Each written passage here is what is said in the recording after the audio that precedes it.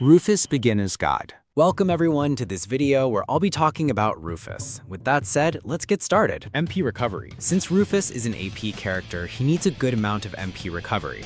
It is recommended to have at least 70% MP recovery or more. Chaser points. I recommend allocating your chaser points for Rufus as follows. Skills. Best skills. Expunge Type 2. This is one of the best skills because it has good damage in a very useful one-hit area, making it effective for several types of content. Bloody Gust Type 2. This skill is also very good for many types of content since it is a one-hit skill. However, it has a small issue. Its movement can cause Rufus to pass through enemies and miss the hit.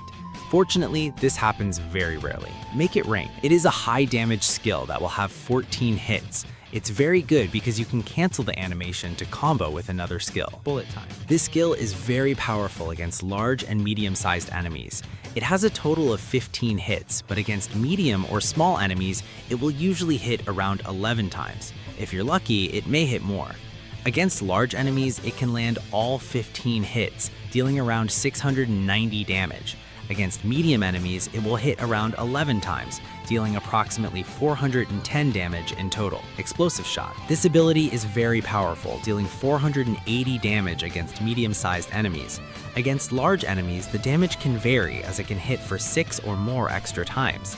Each hit from these explosions deals 42 damage, leading to death. This ability is very effective against large enemies and is also very useful for clearing large maps. Casual skills. Crescent Sweep. This is a very good skill against medium or small enemies because it has decent damage. It also applies Bleed, which provides additional damage. Howling Gale. This is a very good skill against large enemies, although it also deals good damage against medium-sized enemies. Final Shot. This skill has very high damage, but mainly against large enemies.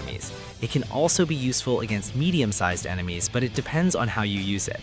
The skill has 43 hits, and each hit deals 86 damage, so you would need to land at least 5 hits for its damage to be comparable to the other skills. Passives. As for the passive skills, you should max them all out since this will increase the damage of our basic attacks as well as our movement speed. Special commands. Rufus has some decent special commands that make him more fun to play. However, the most important command is C+up. This command gives you an increase in AP recovery for 7 seconds, and it has a 16-second cooldown. Another command worth considering is C+down, since it deals decent damage against large enemies. Basic attacks. Rufus only has one type of basic attack after unlocking all of his classes. However, we also have this basic attack option that changes how the double attack works. If we have it enabled, performing the double attack will keep us in the same position. If we have it disabled, Rufus will move behind the enemy when performing the double attack. This will depend on your playstyle, since we have another basic attack option that allows us to move behind our enemy.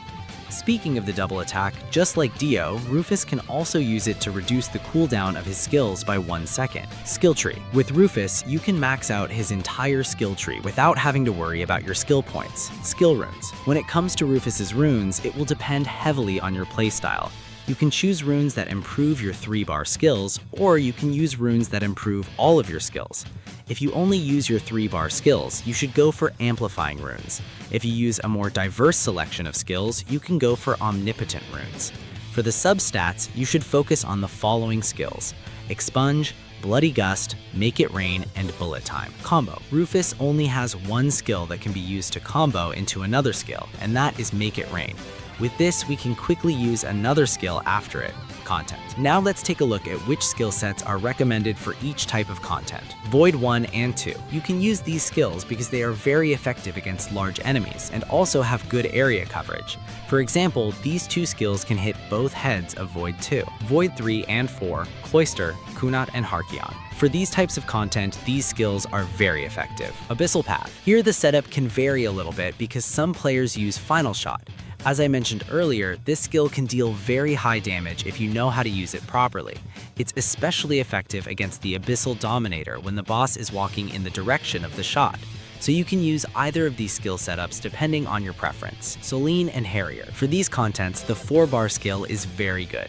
The only thing that can change is the type of boss you're fighting.